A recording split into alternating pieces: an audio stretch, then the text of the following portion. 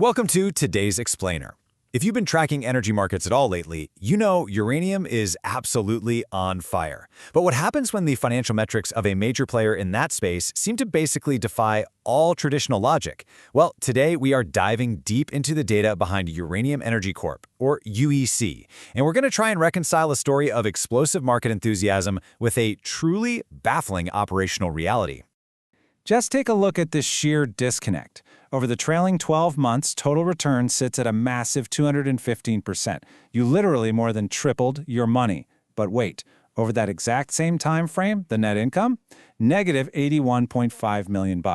How on earth does a stock skyrocket over 200% while the underlying business simultaneously bleeds tens of millions? Well, that is exactly the paradox we're going to unpack. Section 1. The UEC stock surge, market momentum. This isn't just some sudden overnight hype train. Look at the timeline. Back in 2020, we're talking returns over 91%. 2021, bam, another 90%. Sure, it took a quick breather, but then it shot right back up almost 65% in 2023. And checking out the trajectory for 2025, it's already sitting near a 75% gain. Investors haven't just been dipping their toes in, they've been relentlessly pouring money in year after year, building this massive $7.3 billion market cap.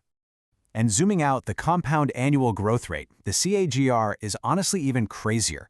We're looking at a 3-year rate of nearly 78%.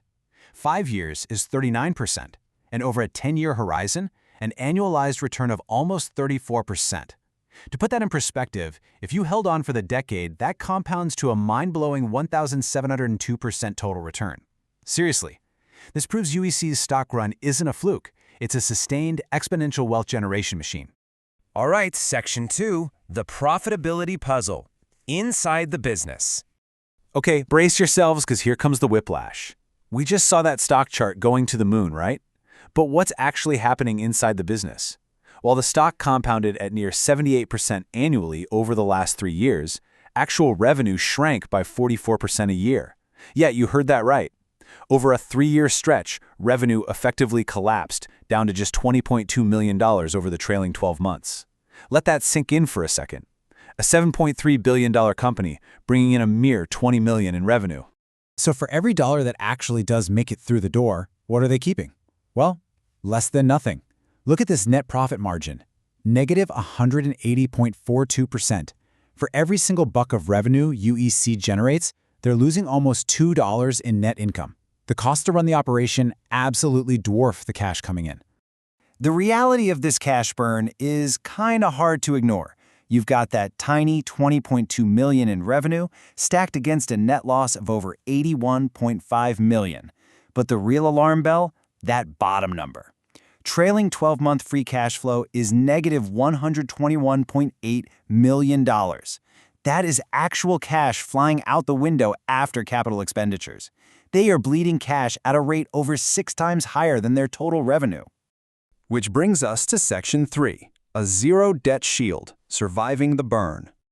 So, the obvious question, if a company is torching through $120 million a year, but only making $20 million, how are they not bankrupt? Well, this single digit explains the whole shebang. 0. That is UEC's debt-to-equity ratio. They have 0 debt. None. In a notoriously capital-intensive space like uranium mining, carrying absolutely no debt is incredibly rare. It means that despite the massive cash burn we just saw, there's no crushing interest payments or looming debt deadlines threatening to pull them under. To really grasp how they're pulling this off, we've got to talk liquidity.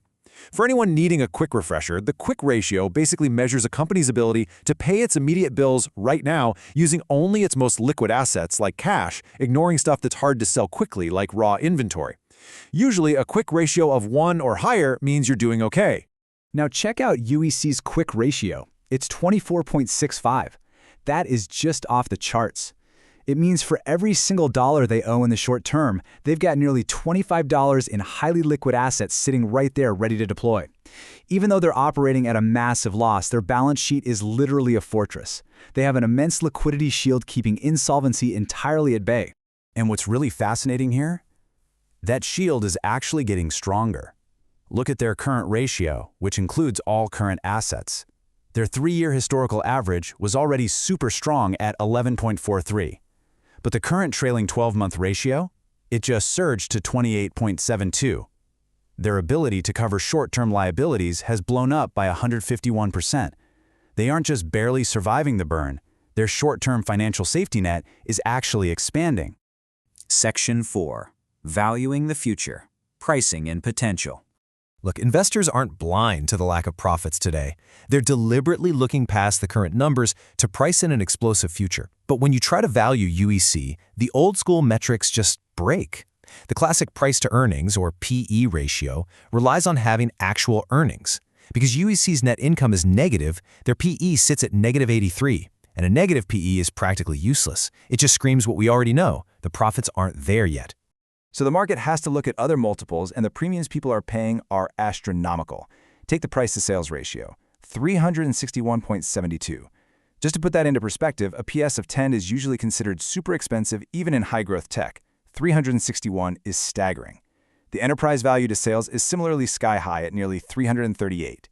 And even looking down the road at future estimates, the forward PE is roughly 178. The market is paying extreme, almost unthinkable premiums for the mere potential of future cash. To show you just how heated this enthusiasm has gotten recently, check out this comparison. Even if you look at their own historical average price to sales over the last year, which was already a wild 166, investors right now are paying a 117% higher premium than that. People are willing to pay almost double today for every dollar of sales compared to what they were paying on average just over the last 12 months. The hype is compounding way, way faster than the fundamentals. And all of this culminates in the ultimate speculative bet, captured perfectly right here. You got a massive $7.3 billion market cap balancing on a tiny $20.2 million revenue stream. Add in a PEG ratio, which actively tries to account for anticipated future growth, sitting at an incredibly elevated 6.64. The market isn't valuing this company based on what it is today. No way. It's valuing it entirely on the absolute faith that a colossal tidal wave of future revenue is guaranteed to hit. Which leaves us with this final provocative thought. We've seen the 200% returns. We've seen the bulletproof zero-debt balance sheet that protects their massive cash burn. But we've also seen the collapsing top line and that wild 361 price-to-sales multiple. So what do you think? Are investors actually buying a business based on fundamentals here, or are they just buying a giant leap of faith into the future of global energy? That, my friends, is the $7.3 billion question you've got to answer for yourself. Thanks for joining me on this explainer, and as always, keep questioning the numbers.